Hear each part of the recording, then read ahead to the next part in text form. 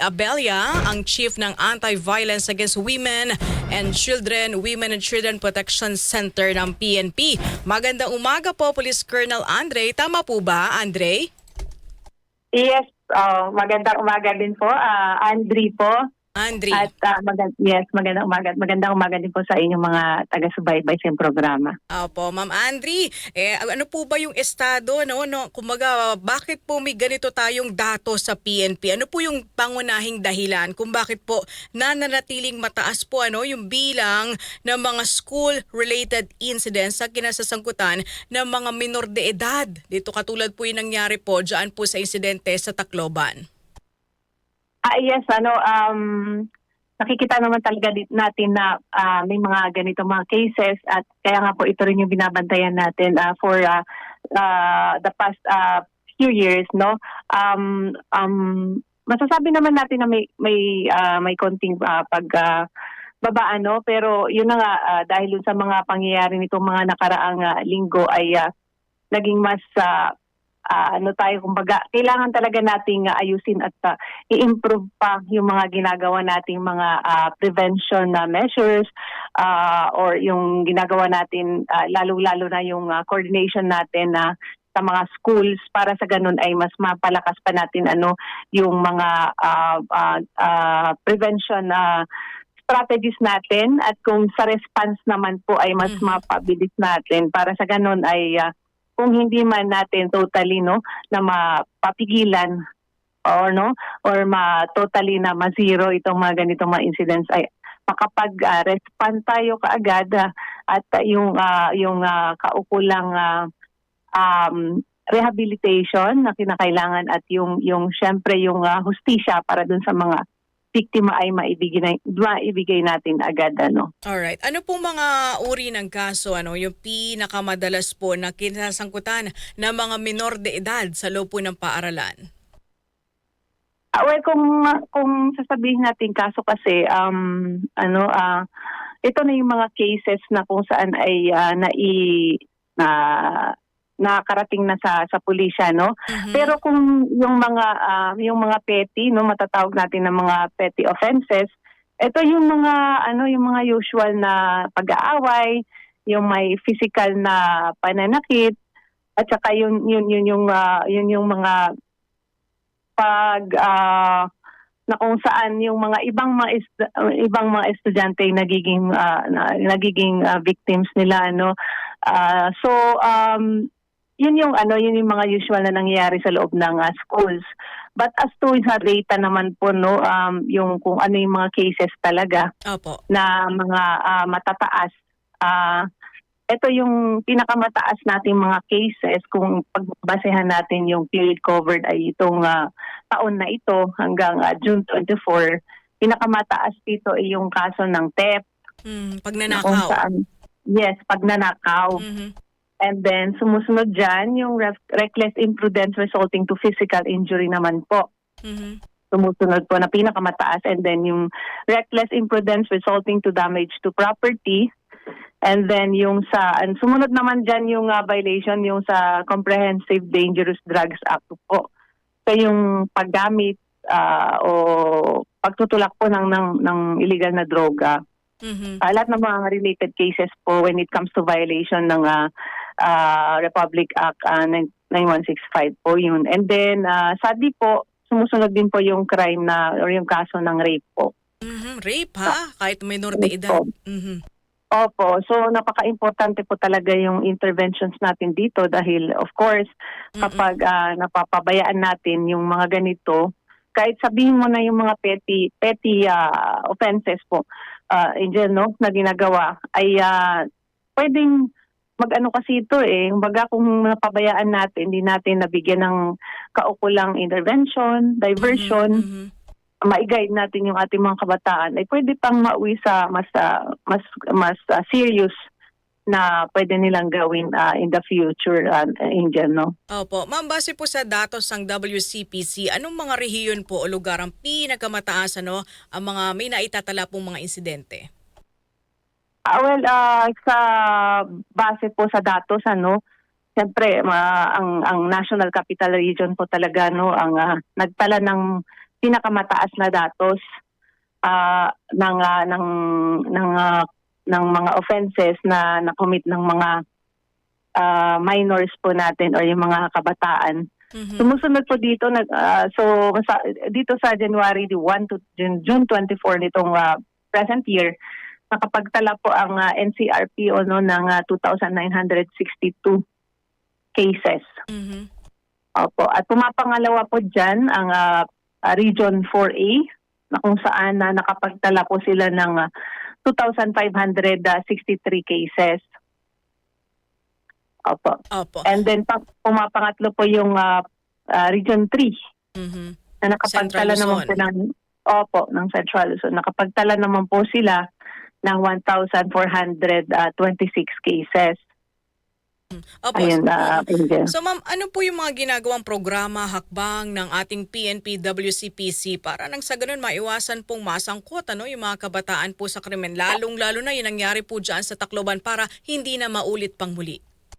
Yes, Angel, ang WCPC naman, ito kasi yung pangunahing specialized unit ng PNP talaga na tumitingin sa mga ganito, yung meron tayong prevention na aspect ng ating ginagawa, and of course yung response din natin kapag may mga nangyari. Pero as to the prevention naman, Angel, kahit hindi pa nangyari itong mga incident na ito, nitong mga nakaraang araw, ay tayo naman po ay palagi nating ginagawa yung ating prevention, kumbaga prevention aspect po, para mapigilan natin, kung pwede pa nating mapigilan itong mga kabataan ng mga hindi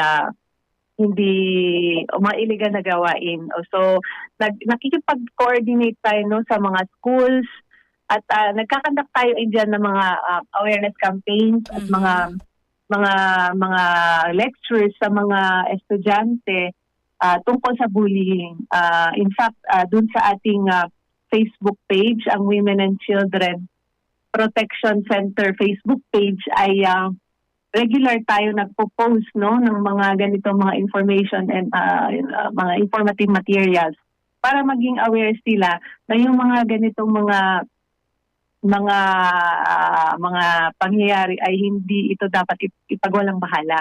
Lalo-lalo na hindi lang naman talaga yung mga estudyante at yung mga schools ang ating kinakausap o yung mga teacher, Angel, kasi kundi pati na rin yung mga parents, kasi lagi nating sinasabi na it all starts dun sa family. Kasi 'di ba dun unang namumulat ang mga bata eh. Correct. So kung ano yung guidance, talagang ano yung tinuturo natin ng mga values sa ating mga anak, yun ay dadalhin nila hanggang lumaki sila. So kapag malakas yung foundation ng isang bata na nasa maayos siya, na-guide siya ng mabuti ng kanyang mga gulang, yung mga external factors, halimbawa yung nababanggitin natin yung social media, yung mga ibang mga kaibigan nila ay hindi masyadong makaka-apekto kung patuloy yung guidance ng mga magulang. And of course, hindi rin po natin isinasantabi yung importanteng role ng mga teachers bilang mga pangalawang magulang ng mga bata. So kaya nga po sa ginagawa nating awareness campaigns ay hindi pwedeng mga bata lang yung ating kinakausap, Angel, So sa community na rin kasi siyempre kailangan maging aware lahat na sabi nga 'di ba, it takes a village to raise a child. So doon yun talaga yung I would say pinakamalakas na sandata natin para maiwasan natin yung mga ganito mga pangyayari, lalo-lalo na when it comes to sa mga minors. Opo. Ma'am, ang sinasabi kasi nung nangyari po sa insidente sa Tacloban, pati yung batang nahurihan ng baril dyan po sa Iloilo, ang sinasabi kasi biktima sila ng bullying. So, kamusta na po yung estado ng pagtatatag natin? Kasi ang PNP magtatatag daw po ng anti-bullying help desk. Well, yes, tinitingnan natin yung angulo na yun, Angel, kasi yun nga sabi ko, pagka hindi napapansin, at yun yung palagi yung sinasabi rin sa mga teachers na maging, maging more sensitive sila when it comes to yung mga petty incidents ng away, yung mga ganon, pananakit. Doon nag-uumpisa yun eh. Yes, kasi doon talaga nag-uumpisa. Hindi lang yung ano pwede silang maging victim, kundi dahil doon sa incident ng bullying, pwede sila na rin yung iba yung paggaganti sila, kaya nga sabi mo kanina yung pangyayari sa Tacloban. So, yun yung nakikita natin ng anggulo. Although binigay natin sa mga teachers yung yung obligation na bantayan yung mga bata, pero sa mga pangyayari sa mga nakaraang araw ay nakikita natin kinakailangan talagang tulungan natin no, i-extend ng PNP yung assistance sa mga schools na bantayan yung mga estudyante, hindi lang para sa kanilang seguridad kundi pati para na rin magsilbing deterrent. Kumbaga alam nila na may presence ng police officers, at yun din yung sinasabi ko lagi sa mga kasama ko dito sa office kapag nagkakanda kami ng awareness campaign sa mga schools, na sabi ko, iba rin talaga yung impact kapag tayo yung kumakausap sa mga bata. So yung presence ng mga naka-uniform, magiging isang deterrent din po ito.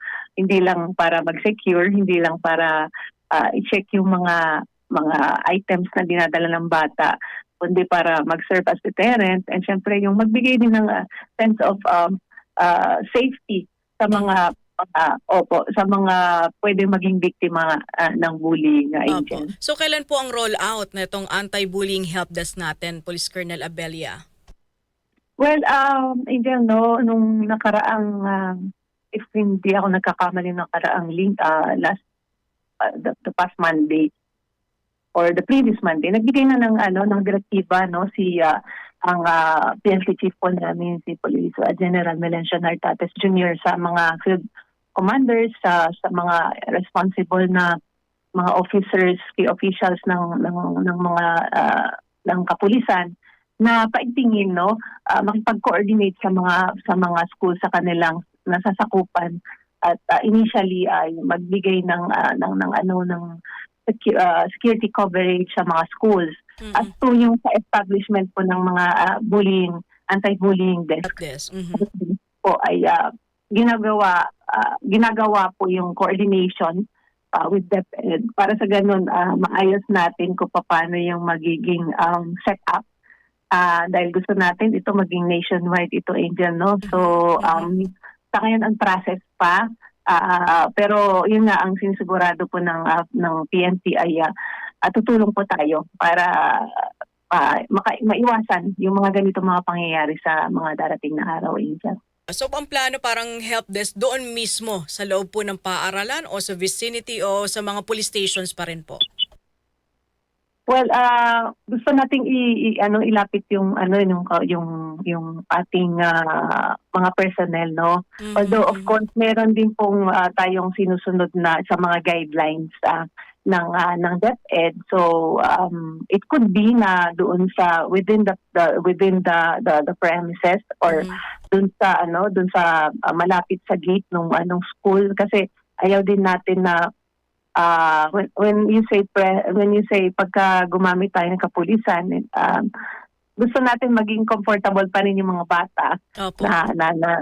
na hindi natin na-violate kung ano yung mga established na mga policies at guidelines po, lalo na po kasi yun nga sa DepEd at mga bata itong pinag-uusapan natin na, Angel, no, may mga kailangan din po natin mga i-observe, maging maingat po tayo sa mga policies para hindi rin po tayo maka-violate. Opo, kanina nabanggit mo, ma'am, target nyo po na gawin ito nationwide. So meron po ba tayong sapat na tauhan sa WCPC para nga po ipatupad ang programa na ito sa buong bansa?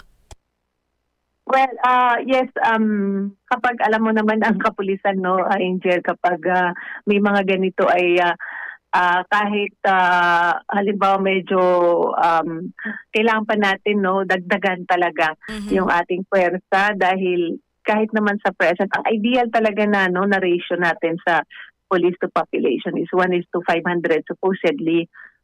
Pero hindi pa natin na-achieve yan, no, Angel? So kaya nga po patuloy din naman yung ginagawa nating recruitment. Pero kaya naman nating i-provide, kaya naman nating gawin yun once na ma-establish natin kung paano yung setup natin. So meron naman tayong mga established na women and children protection desks sa buong bansa, sa lahat ng mga police stations. Kaya nga po pinapasigurado natin sa mga field commanders na dapat yung mga WCPDs natin on the ground ay nakatutok po talaga sila sa trabaho nila as Women and Children Protection Desk personnel. Para sa ganun ay kagaya nito makapag-respond sila,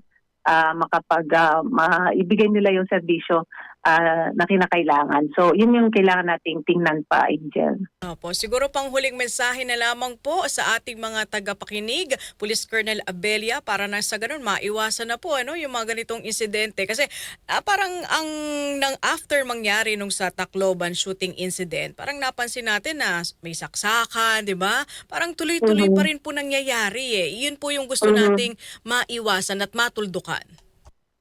Yes, of course, no, Angel, talagang yun yung natin, yun yung tinitingnan natin sa ngayon.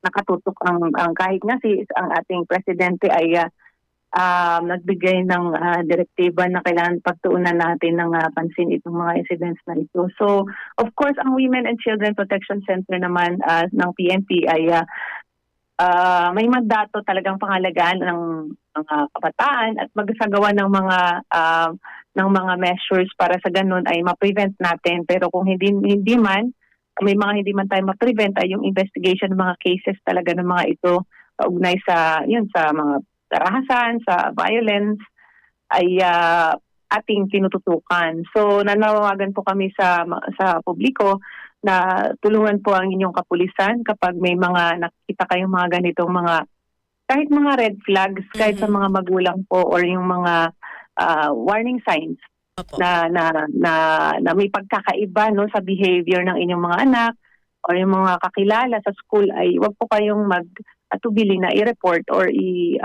ilapit sa mga teachers or kahit sa kapulisan na po mismo para sa ganun ay mapigilan natin yung mga ganitong yung mga incidents na to. So tandaan po natin na ang kinabukasan na ng ating mga kabataan ay nakasalalay pa rin po sa atin. Kailangan po nating i-guide sila lalo-lalo na sa mga magulang at sa mga teachers din po.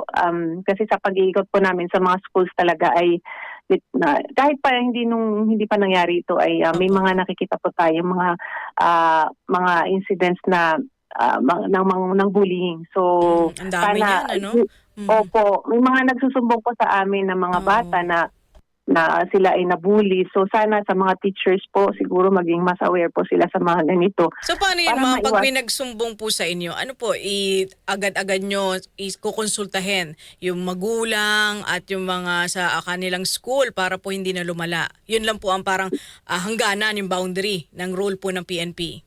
Yes po, kasi po sa PNP naman po talaga pumapasok lang po talaga sa response kapag may nangyari pong crime na po talaga, na case po na kailangan po nating investigate. Pero nag-extend naman po tayo ng assistance as to yung sa prevention naman po. Ayun. So kahit mga petty na away or mga pananakit sa loob ng school, unang-una talaga naman po ang mga teachers ang responsible, ang may mandato para i-address yung mga ganong mga cases. Pero pwede naman din po kung when it comes to the point na hindi talaga nila ma-handle or yung magulang or yung classmate ay pumunta po sa amin ay pupunta po kami sa school para mag-coordinate at iparating sa kanila yung incident po na yun. Angel. Alright. With that, ma'am, maraming salamat po sa inyong oras at panahon dito po sa aming programa. Hanggang sa uulitin po, Police Colonel Abella. Maraming salamat din po.